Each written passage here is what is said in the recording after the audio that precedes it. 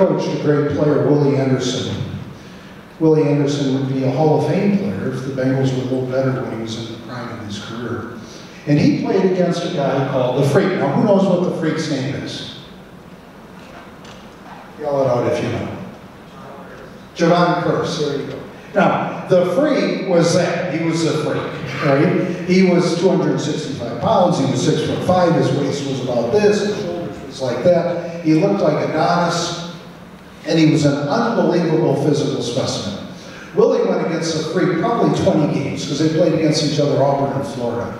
And Willie never, not once, ever allowed a sack to the Freak. Now, the Freak led the NFL in sacks several years. And I finally said to Willie at the end of his career, I said, Willie, how come the Freak never beat you?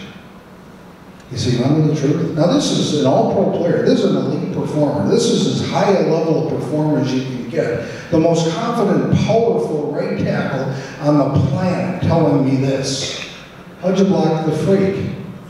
I never looked at him. What? I never looked at him. Tell me what you mean. Well, I'd be in the huddle, I'd look at the ground, I'd go up to the line of scrimmage, I'd get my hand down, I'd kind of see the shadows of where he is, and then I'd go block him, and I'd turn around, and I'd go back to the huddle, and I'd never look at him. I said, why didn't you ever look at him? He said, my God, he's a freak, are you kidding me? He said, if I looked at him, I go, oh my God, and I'd make a mistake. And that's when he beat you.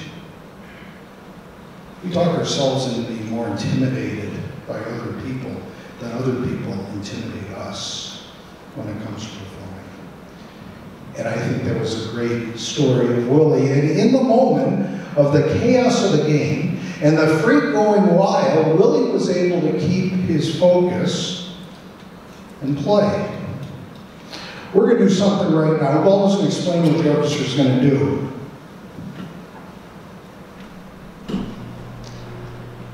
The piece that we opened the program is a piece by Edward Grieg called The Hall of the Mountain King. And it has an infamous moment at the very end. The instructions are, get faster and faster until the very last note.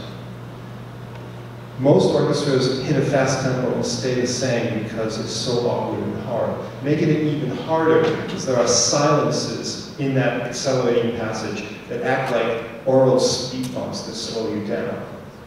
But if you focus on what's important, if you focus on the technique, in this case, the bass line of the orchestra, you can absolutely ride it. So here's what just that bass line is going to sound like.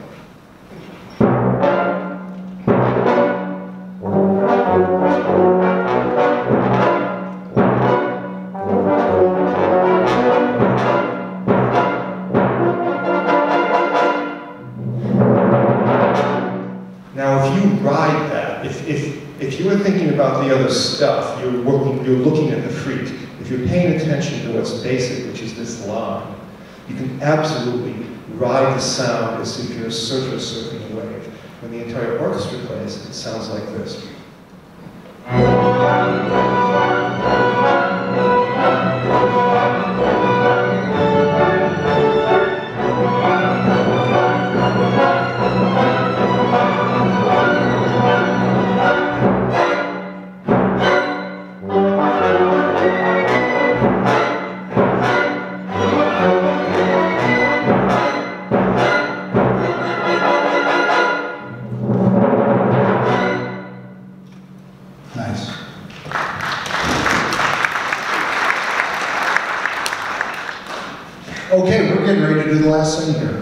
This is the hardest thing, all right? I would encourage everyone to not stop learning when you leave college. When I took up the piano, I was 48 years old. They say you're too old to learn the piano, that you got to learn when you're young, and it's a language-based thing, and blah, blah, blah, blah, blah. I took it up when I was 48 years old, and I enjoy it, and it's stimulating, it's great for the mind, and I want to encourage everyone to challenge yourself to do things that you're not sure you can pull off. Meaning, I'm not sure I can pull this off. When I do this, I played a fair amount in events, not because I played it, but because I guess they get a cheap celebrity, I guess. And And half the time, I lock up and I can't continue. You know, 25% of the time, I make a few mistakes in there, and somehow I can manage to go on. I don't think I've ever played it perfectly. I don't think anyone ever does.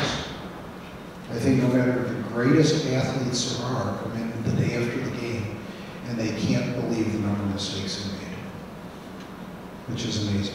But anyways, we're going to play the Mozart here, and then we are going to finish off, and I want to thank everyone for coming and sharing your evening with us, and I had a lot of fun. I don't know if you did, but we're going to finish this off right now.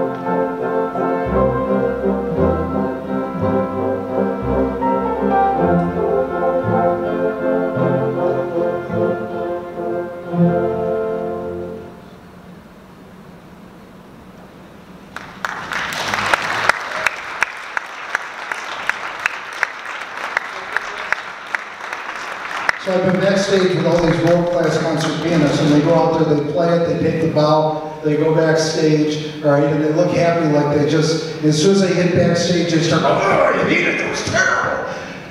That's just how they go. Anyways, here we go. I want to thank the College Community Orchestra. I want to thank the Cortland community. I had a great time this evening. I hope you learned a couple of things, and it was fun sharing my story with you, and best of luck to everyone.